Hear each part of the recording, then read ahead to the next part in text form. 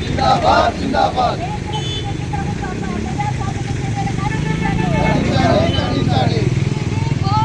Go back, go back. Go back, go back. Zindabad, zindabad. Zindabad, zindabad. ఖండించాలి, ఖండించాలి.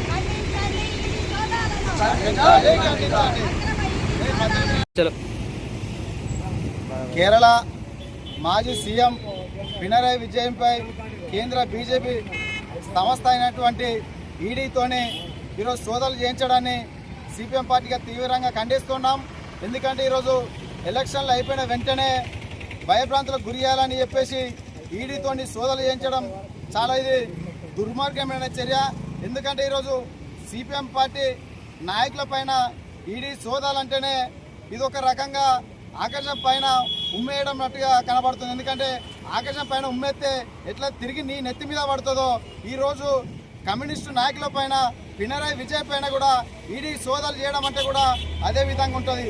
ఈరోజు దేశంలోనే ఎట్లాంటి మచ్చలు లేని నాయకులు అంటేనే కమ్యూనిస్టు నాయకులు.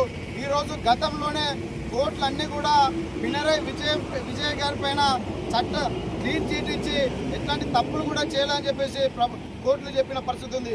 కానీ ఈరోజు నువ్వు మీ ప్రభుత్వాలు ఏదైతే ఈడీని కూడా మీ సంస్థలుగా వాడుకొని ఈరోజు సోదాలు చేపిస్తున్న పరిస్థితి ఉంది. 5-6 గంటలు కూడా మీరు సోదాలు చేసి పెద్ద కొండను కూడా ఏదో తవ్వి ఎలుకను కూడా పట్టుకోలేని పరిస్థితిలో ఈరోజు ఈడీ బయటకు వచ్చిన పరిస్థితి ఉంది.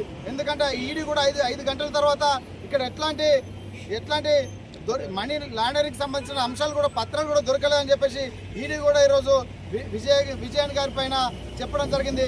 దీన్ని వ్యతిరేకిస్తూ ఈరోజు దేశవ్యాప్తంగా సిపిఎం పార్టీ ఈడీకి వ్యతిరేకంగా ఆందోళన కార్యక్రమం చేపట్టడం జరుగుతుంది.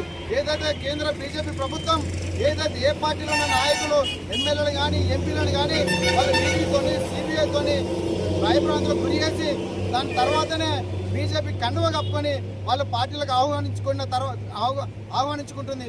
అదేవిధంగా సిపిఎం నాయకుల పైన కూడా ఈ చర్యలు చేస్తుంది. నువ్వు ఎన్ని భయభ్రాంతులకు గురి చేస్తున్న బీజేపీ ప్రభుత్వం ఖచ్చితంగా కమ్యూనిస్టు నాయకులు విజయన్ గారితో పాటు ఏ ఒక్క కమ్యూనిస్టు నాయకుడు కూడా మీ భయభ్రాంతులకు మీరు పెట్టిన భయానికి మీ పార్టీలోకి చేరడు.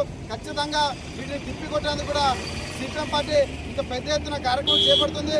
మీరు ఏదైతే ఈడీని సొంత కార్యక్రమాలకు కాకుండా అది ఇష్టంగా బద్ధంగా దాన్ని పని చేపించాలి తప్ప మీరు మీ సంస్థగా దాన్ని వాడుకోవద్దని చెప్పేసి మేము చెప్తున్నాము.